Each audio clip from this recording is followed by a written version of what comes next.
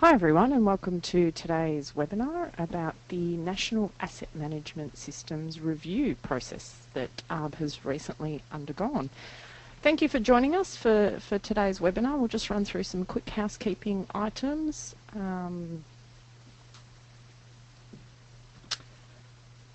Just to make sure everyone's familiar with what we're doing. That's me there, so any technical issues or any questions or anything like that can come through to me. My name's Kathy and I'll be moderating today's webinar. Just to become familiar with how it all works for those of you who haven't joined us before. Today's webinar will run for approximately 45 minutes and there'll be an opportunity for questions as well. We'll stop along the way for questions. We will send you a copy of the recording as well as a copy of the slides via email in the next day or two. Now, presenting today's webinar is Norbert. However, before I cover that off, we'll cover off the questions and comments box. So if you have any technical difficulties, any questions or comments along the way, please don't hesitate to type them into the questions box and I'll come to them as we stop along the way. And if you are having a particular difficulty, please use the raise your hand function, which is on the right hand side of the screen there you'll see on your control panel. But let's introduce Mr. Norbert Michel, who will be delivering today's webinar, and he was the key person who was involved in this asset management systems review. Hello, Norbert. Hello, Kathy. Good afternoon, everyone, and thanks for tuning into today's presentation. Lovely. Tell us a bit more about it. Okay, well, I guess we'll sort of launch straight into it. With regards to what I would like to cover today, clearly there's quite a large body of work that's been undertaken over several months, and I'm hopefully going to be able to distill most of this in a very short 45 minutes odd presentation. So I'd like to give everyone a bit of a background to the review and sort of explain why we did it and how it was undertaken. Then get into a little bit of detail with regards to the assessment process or the review process, as I should say, which really looked at honing in between some of the technical and non-technical functionality that was looked at and observed during the review. There's a provision for a bit of time to have a look at some of the individual products, and that's really just pointing everyone to where they can find the actual review off the website if anyone hasn't actually seen it. And then finally, I guess, look at how they compare in terms of the various components of technical and non-technical functionality in a very simple sort of summary set of slides. And then finally, I guess, give everyone some of the outputs that have been produced and where they can get more information, and clearly giving everyone an opportunity to ask any questions as needed. So in terms of why did we undertake this review, well, that's a very good question, and I guess it was driven somewhat by our members. Recently, ARB had received quite a number of requests from our members seeking advice as to what they should use and what they should consider in terms of a system when considering implementing a road asset and road infrastructure management system and any decision support tools that might be sort of attached to or within that context. And what was obvious to us that in response to this need, we needed to commission, I guess, an independent and comparative assessment of these different systems that are commonly in use in the Australian marketplace. This is a role that ARB has fulfilled over many years, and in the past, some odd 20 years ago, we undertook a review of systems that were available at that time. And as you can imagine, a lot's changed in 20 years with regards to the availability of systems and in terms of detail and the coverage, the sizes of databases, the ability to host things into the cloud and make components of that available in terms of portable devices and so forth. So clearly that review was quite outdated, and in light of this recent request, we decided, well, it's time to do another one, and hence we undertook this. In terms of the aims, well, look, our role is the trusted advisor on roads and transport, and in the national interests of our members, we undertook this review. We were really looking to see and generate an outcome where it would assist local governments more specifically to better identify which system or systems may be well capable of meeting their requirements. And that's obviously in the circumstances where a system solution is required, and that's probably what, in today's context, everyone needs an asset management system to be able to store the information required on the assets they manage. It was also aimed to try and assist industry to better understand the market needs and how they might be able to target and develop their offerings so that they can provide a fit-for-purpose solution to the marketplace. Equally, the purpose of review was also to ensure that our members could be provided with the best advice to be able to inform them, to be able to make informed decisions. So in case they were in a position where they were looking at what they have and were considering reviewing what they've got, or looking to procure something new, or you know, what should they be adding in terms of their current implementation, then the hope was that this review would be able to help provide some of that information. We recognise the needs of our members or road agencies across the country vary significantly, from very large metropolitan councils who have significant resources and a large asset base which covers all asset types, all the way through to remote and rural areas where, you know, very simple tools are needed to largely maintain, in some cases, predominantly unsealed road networks, which certainly don't have, and they certainly don't have the large asset base. So you can see that the structure around that meant we needed to be able to look at what was available, see how that sort of they compared, but with the best intent of being able to provide information for users at the end of the process. In terms of how it was undertaken, well, look, we went about contacting all of the system vendors across Australia with the predominant systems that are available and in use across local government.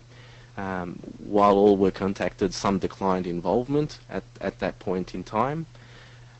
Others engaged and were happy to be involved in the first part of the process, which was completing a structured survey, and then subsequent to completion of that survey they decided they didn't want to be involved. In the end, we ended up with engagement from 14 representatives from 14 vendors, and then that allowed us to then move to the next stage, which facilitated the participation in a face-to-face session, and that was largely for me to get an overview of their product and see how it worked and get a rough feel for the functions, the features, the functionality, and the other components that I was looking at in terms of being able to make a comparative assessment between them.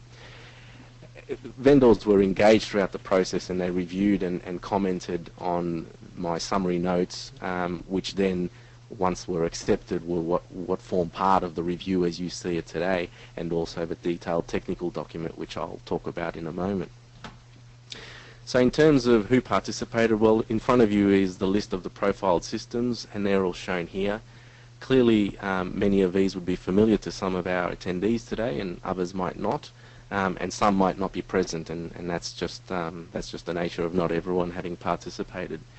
Clearly, in this sort of review, we need to be mindful that the scope of the functionality that one is able to assess in a very short period of time is quite limited, and most of these systems have a large breadth and depth, and in many circumstances it's very hard in a very short period of time to separate much in terms of a broad functionality they all provide.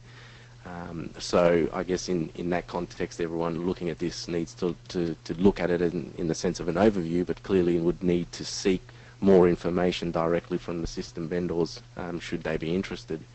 The other point I'd like to make is that many of the software applications are quite open and modern in terms of their software development architecture, and so they've got the ability to perform very similarly in some cases and provide very similar functionality if development or customization is provided. So while there may appear to be some separation in some of these when we look at the overview, many of the vendors clearly outline their systems have flexibility to be able to cover those, but clearly that's something that needs to be client driven. So again, I'd encourage anyone interested to talk directly to the vendors if they needed to. In terms, we're up for a poll question, Kathy. Yes, we are. Yes, we are. And we'll just launch that one there. So the question to our audience is, which of the following core features best describes the dominant use of the system within your organisation? You can only select one, or you can select the bottom one, which is all of the above. So asset information management, maintenance management, analysis and reporting, or all of the above. So I'll just give you a few more seconds there to cast your vote. So just select your option and hit submit. We're about halfway through in terms of people who have selected their answers. Norbert, do you have any gut feel about what the predominant answer might be? I would say that the majority would be all saying all of the above, because given the needs of businesses, I mean, in terms of road agencies acting as a business managing a number of assets, they would probably need to have the ability to manage all of those components, and therefore would be seeking a system that would be able to meet those needs. All right, well, we nearly have everyone voted, so if there's any last minute votes, thank you, they're just coming through. And we'll close that off in a few more seconds and share the results with everyone. Okay. Yes, so halfway, 49% selected all of the above, and the next highest was maintenance management at 22%. So, Okay, well that's very good, and I think that's reflective of where things have moved in. In the last 10 years, there's a greater focus on understanding where you're investing your money in your road network, and being able to track your maintenance investment is becoming more and more key. And so it's not surprising at all that all of the above obviously encompasses maintenance management. So when you add that to the other percentage, it largely drives the needs of clients, and that's reflected in many of the systems that offer a maintenance management component. Okay, so moving into a little bit of detail in terms of the technical consideration, well, that sort of flows on from the poll question there in terms of the three main components that were reviewed in terms of technical capability, and that's the asset register component. All databases nowadays obviously have a very strong asset register component, because that's the foundation upon which any analysis or maintenance management can be done. And so the ability to store the broad range of infrastructure assets, whether the asset register has the ability to store historical data, and based on that information be able to review the network segmentation and maybe process it dynamically. So these were some of the core components that were looked at in terms of the technical considerations. I'll just point out again that this overview is trying to give everyone the top level of what was looked at, but clearly the detail behind all of this is written in the detailed report, and I'd encourage people to look at that if they wanted to get more information. Moving into maintenance management there, you can see the three main things. And does it have a works order management component, so that works can be tracked throughout their entire process from the time they're raised all the way through to completion. Many agencies now have multiple contracts given out to different contractors, and the ability to manage those contracts across a vast network where sometimes one or more multiple contractors are performing works, and being able to ensure confidentiality and so forth. So that was another very key component. And then coupled with that is field management, so portable devices being able to go out in the field to collect information and be able to log defects and so forth. So those were some of the things that we looked at. And then when we talk about the analysis, well, that's taking all of the information from the asset register and the maintenance management system to be able to determine what we should do next. And there's various levels there in terms of starting off with taking the information and applying it to a very simple deterioration curve, or whether the system had the ability to code in deterministic models, they're mathematical equations, I guess, to project the deterioration of pavements and surfacings, or whether the models were actually built into the system themselves and weren't changeable. And then finally, I guess, how to bring it all together through some sort of optimization. In terms of the non-technical considerations, well, look, I guess they're the sort of key things that users would look at when purchasing anything. In today's age, where you're buying something new, you want to be able to know that you're going to get some training in it, and how available is it, and how detailed.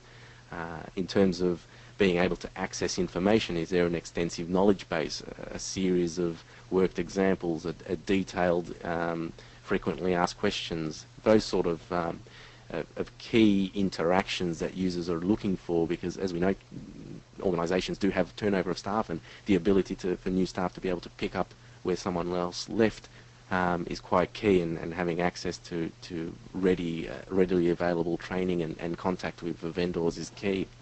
In terms of user support, this varied a little bit in some cases, but all generally are looking to be able to provide connectivity, and obviously for an electronic medium nowadays is the way it goes.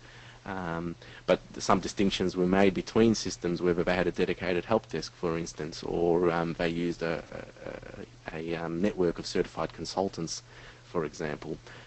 What other additional services are provided? Do the vendors provide additional consulting support to undertake project work? These were sort of the non-technical considerations.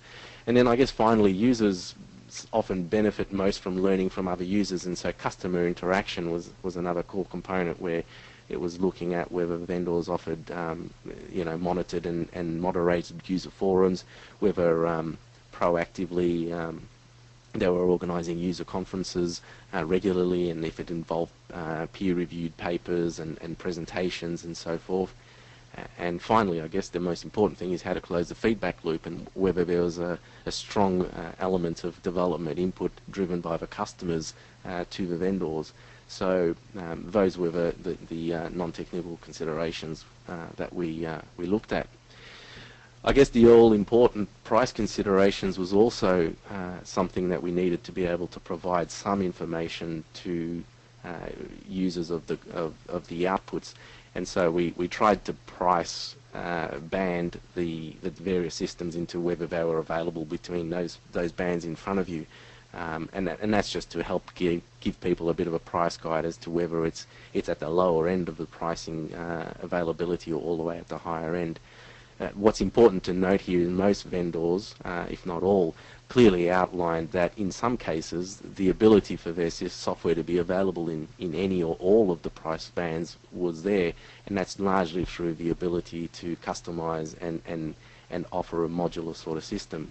So people didn't need to feel that it was a daunting task because it was an expensive product. It could well be deployed in a modest way, and then slowly and incrementally built up through the provision of more services or more modules or features and functionality.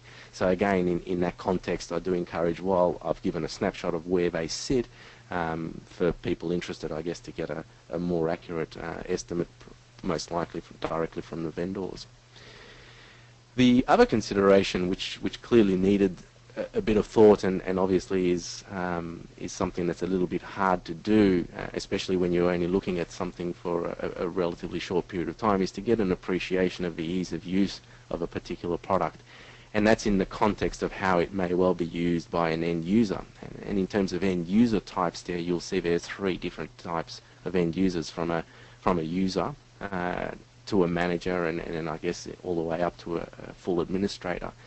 And the important thing to note there is that all systems obviously do in some way, shape or form cater for all of these 3 user types, bearing in mind that different functionality can be provided to each of these different user types, and that's generally available through a lot of customization, and in many cases that can be done generally by the administrator, who may well be a local government employee, who's able to customize views and offer filtered lists and so forth, or predefined reports and queries for managers, and then and for them to be able to access the top level type of information that they like, and leave some of the detail to a user who may well also fit into a set of categories there, from a basic user who may be well operating with only one component of the entire system, maybe just a GIS module, for example, all the way through to an advanced user who may well be using the full spectrum of all of the modules that are available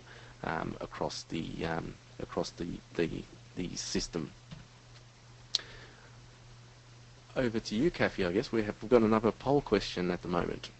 No, that's. I think we went backwards there a step. Oh, sorry, my apologies. How about if I hit that? Looks like we're back to where we were, and I guess at this point we were wanting to give everyone a quick view of what the final product looked like, and I've just got to find this for everyone. I'm sorry, I thought I had it open. It's here.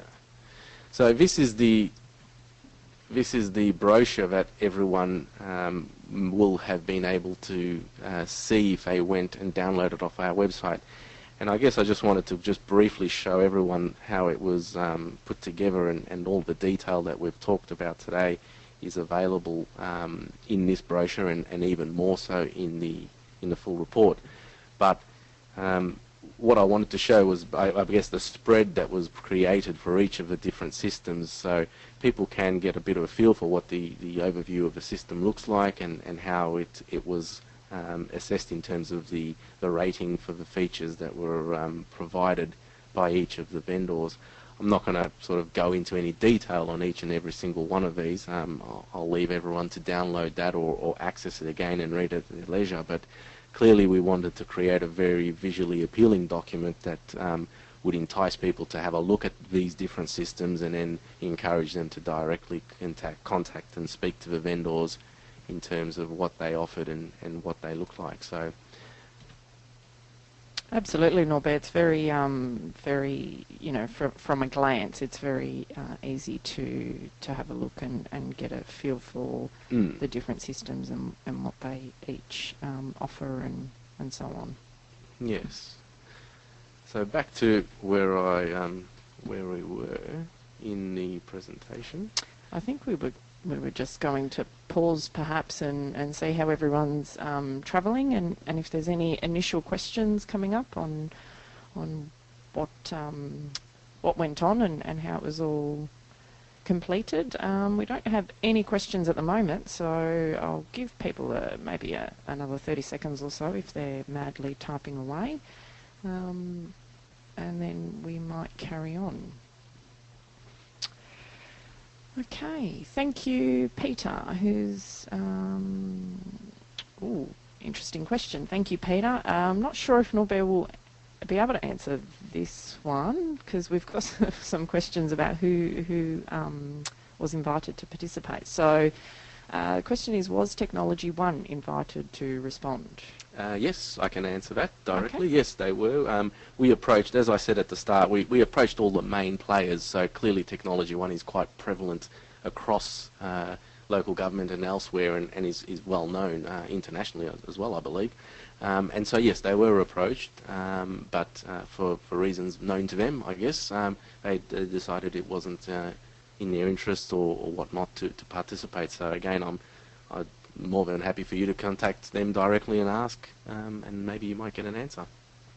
Great, thank you, and thanks for the question, Peter. Along the similar lines, did Asset Finder, even. Yes, no, there's another very good question. Yes, no, Asset Finder were also approached and engaged somewhat in the process, especially at the start, where they did fill in some of the survey, but then, again, for reasons known to them, they decided they didn't want to participate. So I guess all I can say is, again, if you want to know more info, well, by all means, contact them directly. It wasn't sort of divulged to me reasoning behind why they chose not to be involved. Great, thank you. I think we will take... There is a question here from Francois asking about what the predominant reason for suppliers was choosing not to partake, but I guess that's, there wasn't necessarily a predominant reason, just for reasons we are unfamiliar with. Correct. So we'll take two more questions now, and then we'll carry on. So we have a question from Toby. Now, can an example of a deterministic model be given, i.e. a product that had green box, what did they offer?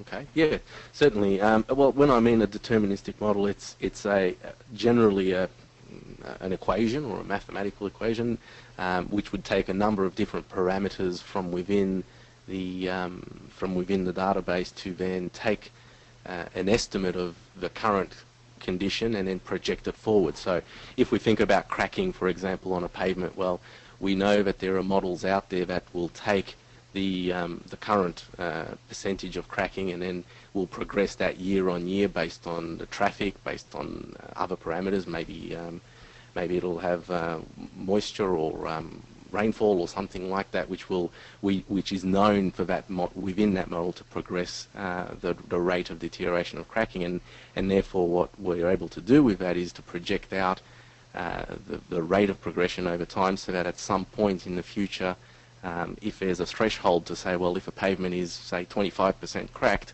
well, then we might perform a treatment of some sort.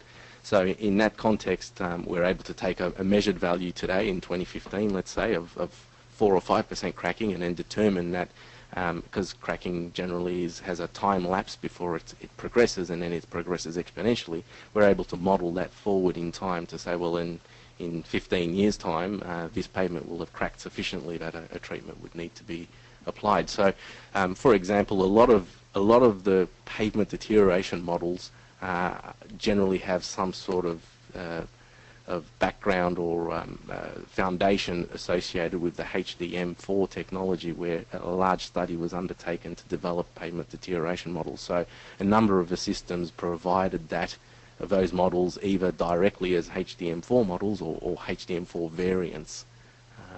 So hopefully that answers the question, Kathy. I think it does. Toby just has a follow-up question in regards to that. So the industry standards, reliability prediction curves, like, I won't get much of this right. Markov chain. Yes.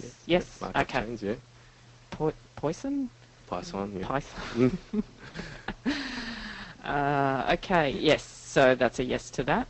Well, yeah, some models, some systems and some models are of those types. They would be more probabilistic based, and yes, some systems do offer that, where basically you don't determine based on all of the information available the transition of a distress parameter, again using cracking, moving forward by incrementally calculating it each year. What it does is it just says, well, based on a few things, the probability of it migrating from one condition state to another is this, and that takes a lot of engineering judgment to do that. So look, all is applicable. I guess the important part to note is not everyone needs a deterministic model.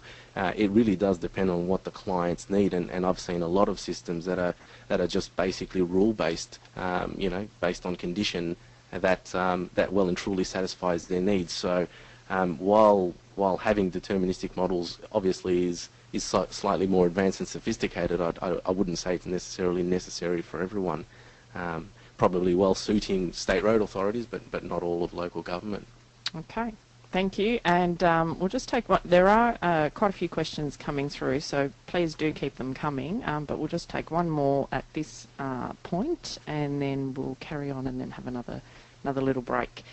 Roman 2, why is it only available in WA?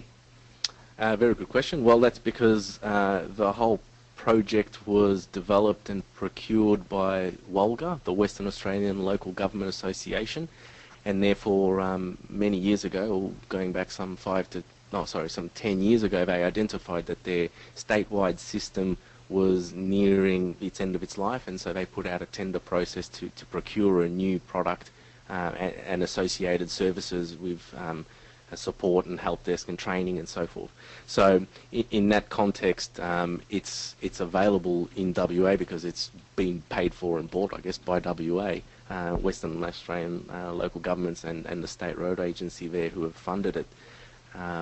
So okay, yeah, that makes sense. That's the answer, I guess. Okay, no worries. All right, so we as I said, we do have a few more questions coming through. Yep. Please keep them coming, and we'll get to those again in the next part. Okay, well, clearly there's a lot of questions, so I won't dwell too much on the next couple of slides.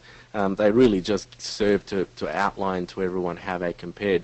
I guess the important part there in assessing or having a look at these in terms of a technical overview, it's not always necessarily about which one's more green or yellow. I think the important thing is identifying, well, what do you need as an agency or as a customer? If what you need is well and truly well represented already within the system you've got, then, well, that means you're in a good position and you can make use of it. If what you need is mostly represented but not all, well, then I strongly encourage have a conversation with your software vendor. At times, some of the misfit isn't necessarily associated with the system itself. It could be how you as a business is using it. So I would strongly recommend that you understand the system and how it's supposed to be used, and then see whether that matches and meets your business processes. And if not, then it could be something that needs to be corrected from within your operations, as opposed to the software vendor needing to change something. So again, this was supposed to be very informative and just be able to guide people. Again, if we look at the non-technical, there's very little to separate those, because all vendors really recognize that the importance of offering training, user support and customer interactions. While not all may offer it to the same degree, because in some cases they're not physically present here. So if I pick, for example, the D-Teams product, it doesn't necessarily have a full user support base here, because they use a set of certified consultants as an example. So again, you just need to work out what you need, and a good conversation with your system vendor would generally help clarify anything. In terms of how they compare, again, you'll see that there's good recognition by all vendors that the need and the ability to be able to provide functionality across the three broad user types. There's certainly been an emergence of a recognition that manager users are quite important, and we need to fulfill their objectives, because at the end of the day they don't get into the detail, they just want to know what the outputs are of any analysis. So the ability for all systems to provide functionality for manager users is there. In some cases it's fully available because the system is quite simple, I guess, and straightforward and easy to use. But in all cases, I can assure you, all of the products have an ability, or a very strong customization ability, to be able to satisfy the needs of manager users. So, and I think that's quite sensible. There's no point vendors going out and spending ages developing a whole range of predefined manager user type level reports when it may not well suit all managers. So the flexibility and the customization in this context is probably more powerful than it being available as a fully available product. Simply because you can tailor it to your needs and your organisation. Finally, I guess how they compare from a pricing point of view. Look, it's all there. You can see that in many cases most of the vendors span one or more box. That really just goes to show the flexibility of the offering of the different systems, where they all have the ability to offer modules or components of their overall product, and that's a sensible approach, as I mentioned before, where you may not necessarily need the full suite of what the system is offering, but certainly can identify that components of it are well suited to your organisation. You get them involved, get them in, bedded down, operational, and then look to move to add more functionality as and when, if it is needed. I spoke a little bit before about the outputs that have been provided and the more information. The two outputs were given, the detailed report and the promotional document. So what I showed before and just sort of flicked through is the promotional document, the very high-level glossy brochure, so to speak. The detailed report is obviously all of the nuts and bolts behind that promotional document. So if people haven't consulted or read that detailed report and are interested, I strongly suggest you go to the website there, www.arb.com.au/AMSR, that's for Asset Management System Review, and download the detailed report and have a look through that, because again it has a lot of information and certainly explains the process that was undertaken, and also provides a lot of information against a bit of a survey that we did of system representation across the different states. So if you want to know what is being used in your state and who else has what, you'll see that there in the detail. And what you'll notice in there, and I'll just point out, is that in many cases, many organisations have more than one system. You may ask why. Well, it's quite possible that systems have evolved over time, and also organisations have evolved, and what they had previously as one product is now a multitude of products, and that's quite sensible, because the organisation is really just drawing on the strengths of the different applications to suit their needs. So in some cases, one size does not fit all, and you do need an amalgamation of two.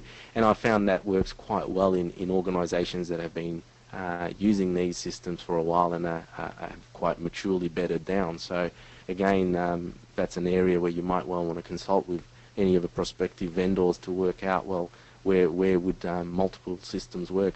And if you're a very small local government, you'll probably just manage with one and just make sure that it's suited and tailored to what you need. Norbert, yeah, I might also jump in there, because we have a comment from Simon, which I think might also be related to your last point there.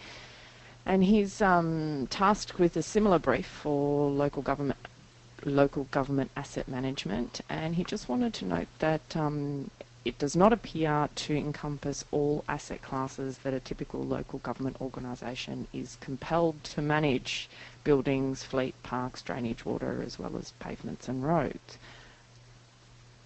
No. No? Most of these systems that would have been profiled there, certainly I'll just rattle off a few, the likes of Infor, Maximo, RAM, what are the lists? Let me go back, sorry.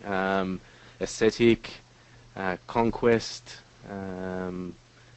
those couple and some of the others certainly do have the flexibility and the ability to manage any asset. I mean, in some cases, some of these systems are so flexible, they go down to and are being used and implemented in hospitals, and are being used to inventorise the amount of toilet rolls being used across a hospital. So, that sort of flexibility doesn't come without a large investment base, and those software applications are very, very comprehensive. So I'm not sure if I've answered the question for Simon, but certainly many of the systems are so flexible they can virtually manage anything that an agency needs to manage. Fair enough. I think you have, and Simon's just responded to say, yes, true. I guess this is the report and examples are heavily focused on linear assets. No. Well, look, I mean, I can't. Yeah, to be fair and frank, I guess. Look, ARB is, the Australian Road Research Board, as we used to be known. So a large focus is in terms of, especially where the analysis component was about how they manage road assets, pavement assets. But in terms of the asset register component, I was very impressed with all of the vendors in their ability to manage and show me how they manage non-linear assets. I mean, many of them are being used, for example, to manage bins in parks. Local government have extensive park and green and open space networks. The ability to manage bins, barbecues, gazebos, pergolas, whatever they're called, that's all there and provided. So no, they're not necessarily restricted to linear assets, and many of the software vendors deal with that very, very eloquently, very, very sleekly. Yeah, I can imagine, as a local government, you don't want to be using a multitude of different applications for different asset classes. Yeah, correct. Okay. Yeah, the more of the one system can cater for all of your needs, the less you need to invest in keeping them people trained and so forth in different systems. Yeah. Fantastic. All right. Well, sorry. I'll let you carry on. As I said, questions. Well, that was it. We've reached questions. I'm very mindful of the number of questions that may well be stacking up in front of you there, Kathy. So we'll better deal with them as best we can. Okay. So do keep them coming through. As I said, you will receive a copy of the recording as well as the presentation, and obviously if you the report and the more detailed report is available on our website, Norbert mentioned earlier. We do have a little plug, I think. Infonet is also now in the all asset class category of software. So yeah, look, I think that's a very good point. Thank you, and thanks, Toby, for reminding me of this. The important thing to note is that software is an ever-evolving product, and in many cases, even as I was doing the review, a lot of the vendors were already saying, well, we've got this on the horizon, we've got this coming. However, you know, like all things, we needed to draw a line in the sand and be able to say, well, look, I got a report on this. I was getting a lot of pressure, to be honest with you, from my general manager to have this finished, because I couldn't keep trying to finesse and refine it. But the important point to note there is the software is ever evolving, ever developing, and the vendors do invest a lot of time and effort and resources in ensuring their products meet many user needs. And products like Infonet, for example, and SMEC were in large-scale development at that point in time, but I couldn't necessarily see all of that. And while the brochures sort of say they don't maybe necessarily meet all of that functionality, again, I strongly urge you, if you are interested in those products, talk to the software vendors and ask them, and I'm pretty sure most of them will have, up to today or fairly recently, launched some of this functionality and would well meet it. So if I was commissioned, let's say, to do it again by ARB or anyone else to undertake a review like this again, well, I'd think you'd see a lot more similarity across all of the systems, because they are all ever continually investing in their development and software offering. Definitely. Okay, so basically you will do it again? Look, I think there'll be a little bit of a pause between this one and the next one, but yeah, certainly if anyone's interested, by all means, yeah, I'm happy to have a look in more detail. I guess it'd be really beneficial for you to get feedback from people about how they've used the reporting and you know, I guess to get an understanding of what's been of most usefulness. Yes, certainly. That's a very good point. I mean, this, as I pointed out, this was an ARB initiative, so if you wish, an internal investment that ARB made. So certainly for me to be able to report on its usefulness and the reach of it across our members, and how it's helped them to implement things or change things or discuss improvements or anything like that. I'd certainly value that feedback and certainly pass it up the line, because, as I said, yeah, it was an internal investment, and we'd like to be able to quantify the benefit that it's achieved for our members. Great. Okay, now we'll cover off some more questions. So thank you for being patient while we get through them. We might go back a couple of slides, because I think this one will benefit from the slide. But there was some misunderstanding about the system ease of use rating of not available for basic user. Would they not all have basic user capability, or does this indicate that a reasonable degree of system or content knowledge is required to use a system? Yes, that's a very eloquent way of explaining it. I mean, in some cases, the more comprehensive systems, the ones that I guess cater for all assets, all users, all functionality, and can I guess have the flexibility to be, you know, molded or catering for all aspects of the business process. When I mean a basic user, I'm talking about someone that literally will open up something once, maybe once a year, and be able to just navigate through. I think we need to recognize these systems are performing complex functions in some cases, and if they're implemented across a business, we can't expect people to jump in one day, once a year, and be completely familiar. So in some cases, yeah, they don't necessarily suit a basic user in the sense of that functionality. But certainly what we recognise is that users that are using it day to day, for them it may well be seen to be quite basic, because, you know, it's like anything. You use Excel every day, you become quite proficient. If you use it only once in a blue moon, you don't necessarily exploit all of the full functionality. So again, I just really want to re-emphasise, all of the software vendors are very, very mindful of this and do offer full functionality to be able to customize. In some cases, customization is done on the fly. For example, you know, an advanced user or an administrator can go into a particular software product, make some changes to some of the views, and then when the basic user gets in again, the screen they were looking at is simplified and refreshed automatically. So we're in a modern age where software development is very sophisticated. So, again, while I had to be able to distinguish a little bit between them, there's very little in many ways to distinguish between most of these systems. Thank you. Yep, sorry, I've gone the wrong way. No, no, you're all right. You're Back fine. to questions. Back to questions, yes. We have, did you investigate spatial analysis capability of asset management systems or integration with GIS systems? Thank you, Bridget. Yes, well, look, in most cases, the ability for integration between the software itself and a separate GIS system is there. In many cases, that could be facilitated through file transfer, or if sophisticated enough, it could be a direct link between, say, the proprietary software and, say, an ArcView or a MapInfo or something like that. In other cases, most of the software vendors provided a GIS component, so within the database itself, they are more and more linking to things like Google Maps and so forth, where the asset information can be presented directly live there. Bearing in mind a lot of these are web-based. So, look, the integration with GIS now is almost a standard tick-the-box in most of the software offerings.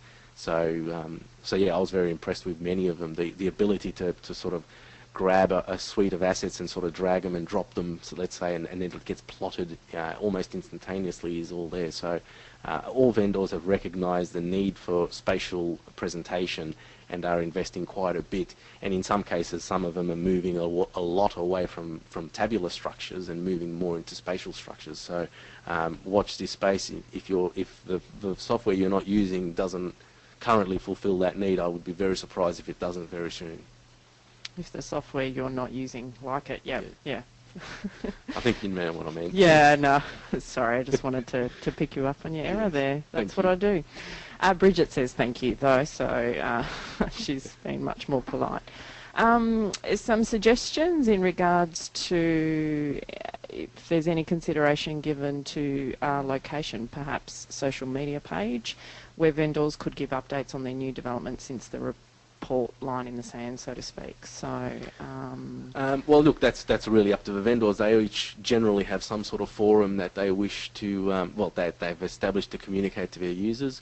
One of the things that I did find quite funny is that, obviously a lot of people like to be kept up to date, but a lot of the vendors said they really did struggle with users actually engaging in their forums. So to all local government people out there, I'd strongly suggest, you make the most use of the user forums that the vendors go to a lot of effort to provide, because they do monitor it and they do like to interact. But in some situations they were all noting that they're quite hard to maintain viability because there's not enough interaction. So I'd be very surprised if many of them won't be posting something on their forum soon to say, well, look, this and this and has been launched, and I think a lot of this new developments get provided through emails as well when new software or new versions and new functionality is released. So I'd strongly say that that's going to happen fairly soon.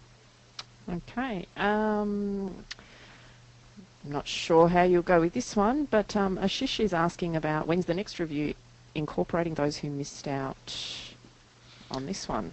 Yeah, well, look, good question. I really can't answer that because, like I said, this was an internal investment done by ARB, so I'd be surprised if we were able to invest that a significant amount of time and resources again into this fairly soon to incorporate others. It's certainly something I would love to be able to do, and certainly maybe even extend it to a more comprehensive review and spend more time with each of the vendors to better understand what they do. But these sort of reviews take time, and with time comes the need to fund. So at this stage it's unknown unless someone wants to fund it.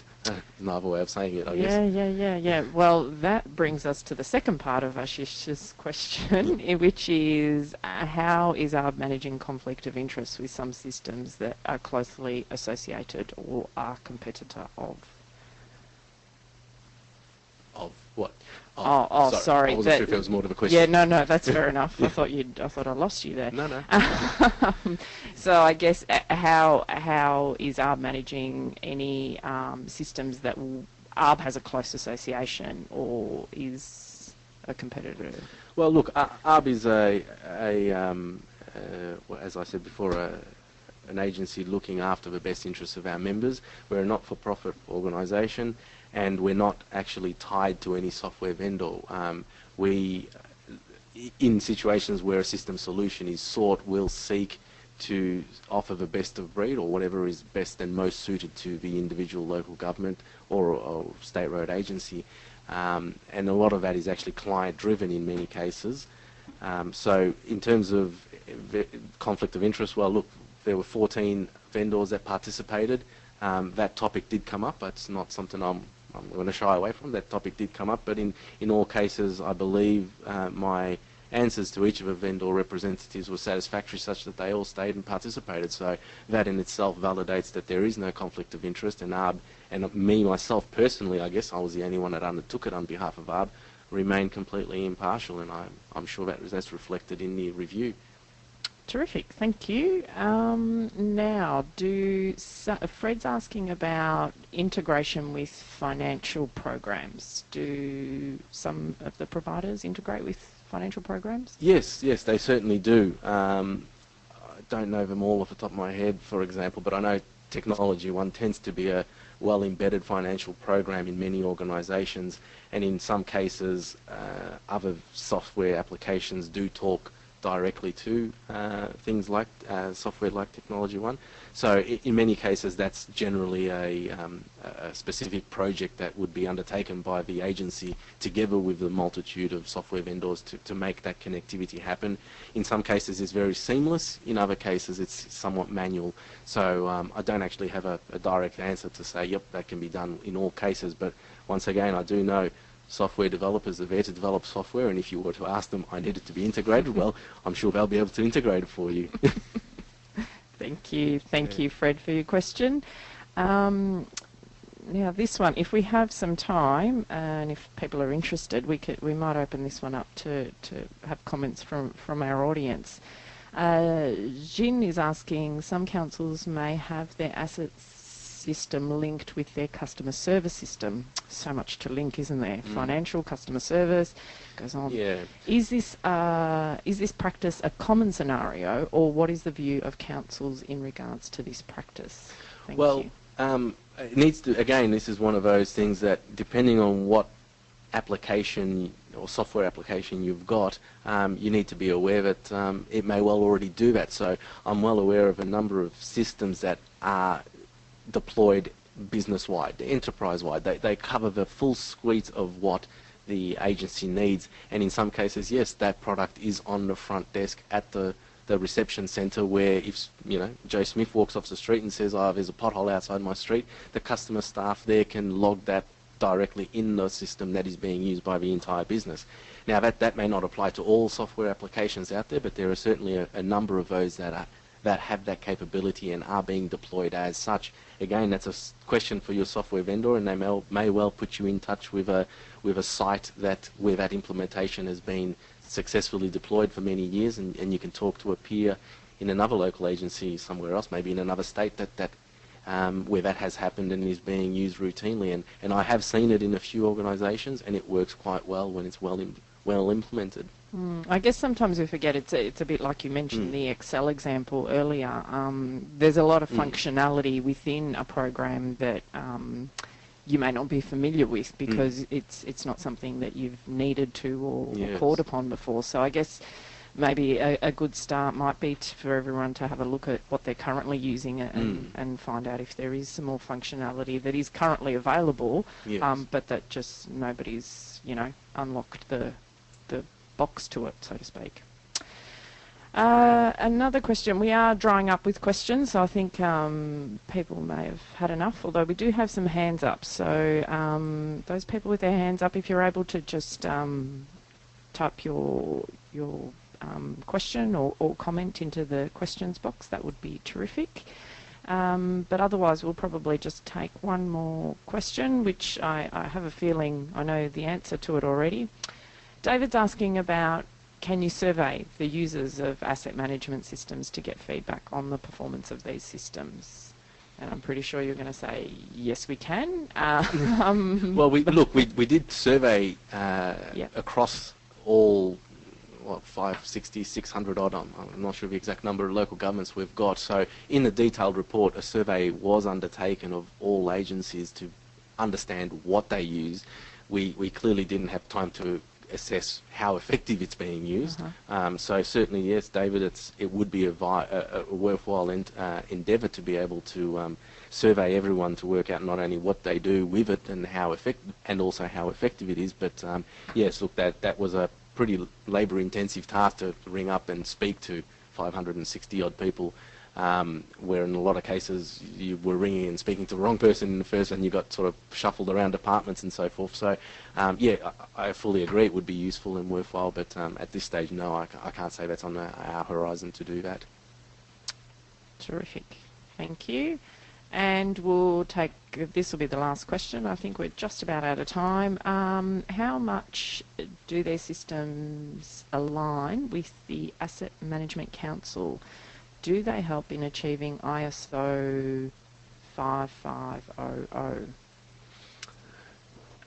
Yeah, look, I'd be surprised if there isn't a very strong overlap between all of those and the new ISO standard.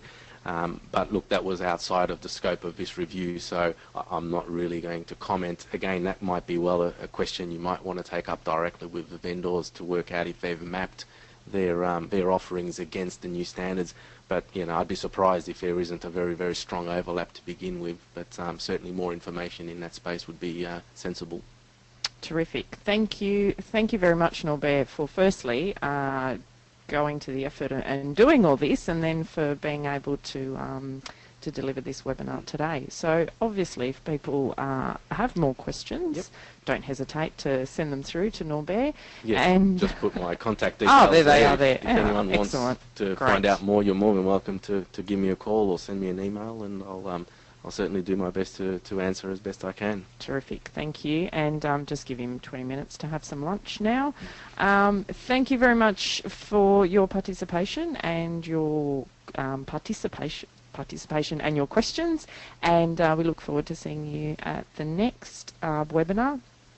But in the meantime, please do give some feedback about this particular webinar, as well as how you found the report. That'll be most useful to us. Thanks once again, and see you next time. Thanks, everyone. Bye.